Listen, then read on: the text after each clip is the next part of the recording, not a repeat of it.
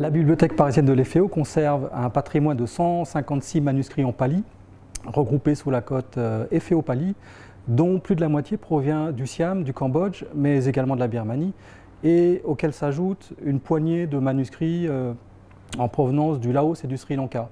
En termes de volume, le fonds est modeste et se positionne au deuxième rang des collections françaises, derrière la BNF, qui contient, elle, 950 pièces, ce qui n'enlève toutefois rien à sa valeur. Donc ces manuscrits consignent les textes ou les enseignements du bouddhisme dit Theravada, qui irrigue le Sri Lanka et une partie de l'Asie du Sud-Est continentale et dont la langue littéraire et religieuse est le pali. Donc la particularité de cette langue est qu'elle n'a pas d'alphabet. Par conséquent, les traditions du Theravada utilisent soit leur alphabet, soit un alphabet qui est dédié à cet effet pour consigner les écritures sacrées. L'histoire de cette collection est étroitement liée aux origines de l'école et à ses missions d'étude du patrimoine de l'Indochine française. Louis Finot, premier directeur de l'école, mentionne l'acquisition de manuscrits en provenance du Cambodge dès 1899, c'est-à-dire quand le FEO est encore la mission archéologique d'Indochine. La collection des manuscrits pali s'est ensuite accrue par ajouts successifs jusqu'au milieu du XXe siècle, grâce à des chercheurs et correspondants présents sur place, comme Georges Sédès, Suzanne Carpellès ou encore Charles Duroisel. Donc dans cette collection, un des autres intérêts, c'est que nous avons différents supports. Nous avons par exemple des manuscrits sur feuilles de métal. Nous avons aussi des manuscrits sur feuilles d'aule et également des manuscrits sur papier. Alors à la fois dans un format qu'on appelle leporello, c'est-à-dire accordéon, comme on peut le voir ici, même s'il est un peu abîmé, ou bien sur papier européen.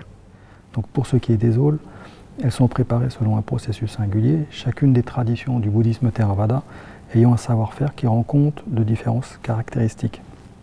Le nombre de lignes qui peut différer selon les supports, ou encore l'assemblage des aules qui peuvent être groupées d'une part en liasses, d'une vingtaine ou une trentaine de feuillets, et lorsque les textes sont longs, l'ensemble des liasses est placé entre deux ais de bois pour les protéger. À partir de 2013, la bibliothèque a travaillé avec Javier Schnacke afin de mettre en ligne l'inventaire des manuscrits pali pour la première fois. Nous avons travaillé à partir du catalogue réalisé par Madame Jacqueline Fillosa, que nous avons révisé. L'idée, c'était de renseigner une notice de description pour chaque manuscrit de la collection et de les rétroconvertir, c'est-à-dire de les saisir dans un catalogue informatique. Ce sont ces notices que la bibliothèque a encodées et publiées dans Calam.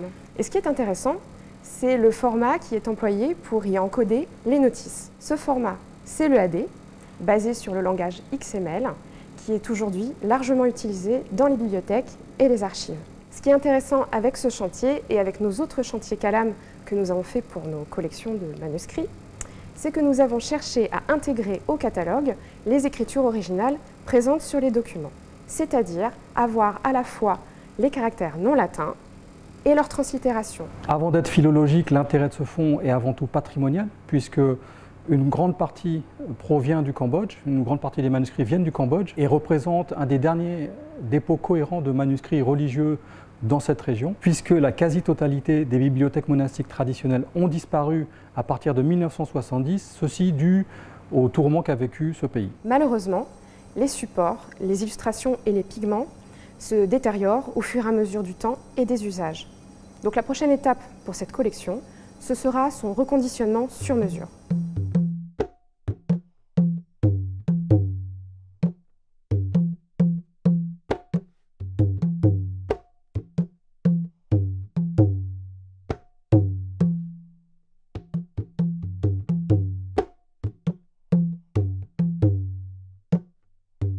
Ensuite, on peut espérer pouvoir la reconditionner et la numériser. Les numérisations pourraient rejoindre la future bibliothèque numérique de l'école, ainsi que les données déjà saisies dans Calam. Cela permettrait de préserver ce patrimoine avant qu'il ne soit trop fragilisé, mais également d'y donner un accès plus ouvert aux chercheurs. Un des atouts de cette collection est la présence d'œuvres qui ont été composées au Cambodge ou dans les pays Thaï-Lao, qui restent bien souvent inédits et qui n'ont par conséquent pas fait l'objet ni de recension ni de description dans les ouvrages spécialisés sur la littérature pali et qui ont pourtant eu une résonance ou une portée régionale.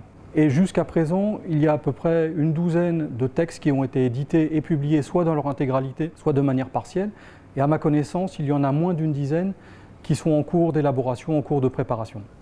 Par exemple, ce texte, l'Addhabhaga Buddha Rupanidhana, donc littéralement le récit de la statue du Bouddha faite de différents métaux, différents alliages, qui est une copie demandée par Georges Sédès. Ce texte est très important puisqu'il relate les pérégrinations du Bouddha Prabang, qui est en fait le palladium du Laos, c'est-à-dire la statue la plus vénérée du Laos. Il n'a jamais été édité et ce texte est important dans la mesure où toute la tradition hagiographique et historiographique du Laos repose sur ce texte.